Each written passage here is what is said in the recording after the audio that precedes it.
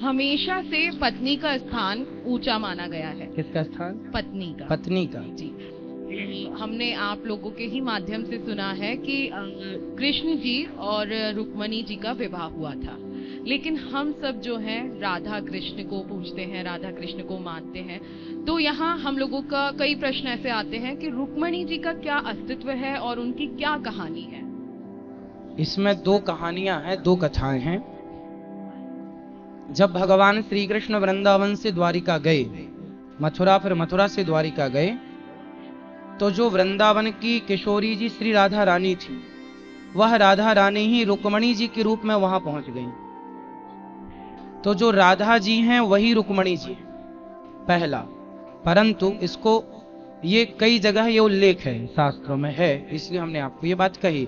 दूसरा, राधा जी से भगवान ने बचपन में ही विवाह कर लिया था, ब्रह्मा जी ने कराया था वृंदावन में, 84 कोस में भांडीर भट्ट है, वहां ब्रह्मा जी ने कराया था। और गर्गाचार्य जी ने गर्ग संहिता में ये बात लिखी है।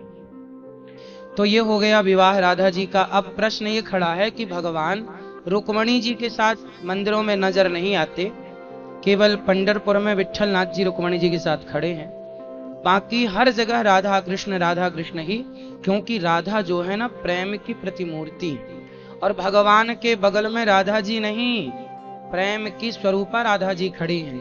भगवान कहते हैं कि जो मुझसे प्रेम करेगा वही मेरे बगल में खड़े होने का अधिकारी होगा। राधा जी और रुक्मणी जी का एक और संबंध है।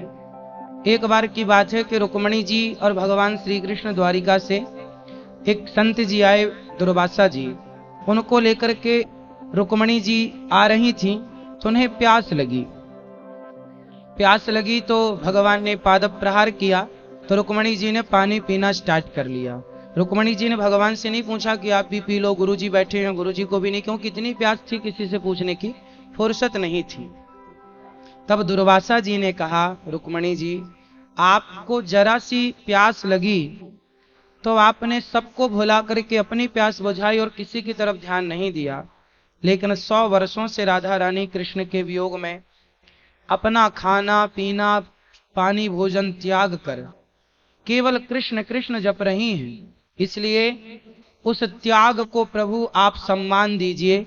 तो राधा रानी के त्याग को सम्मान देने के लिए भगवान ने हर मंदिर में राधा रानी को स्थान दिया।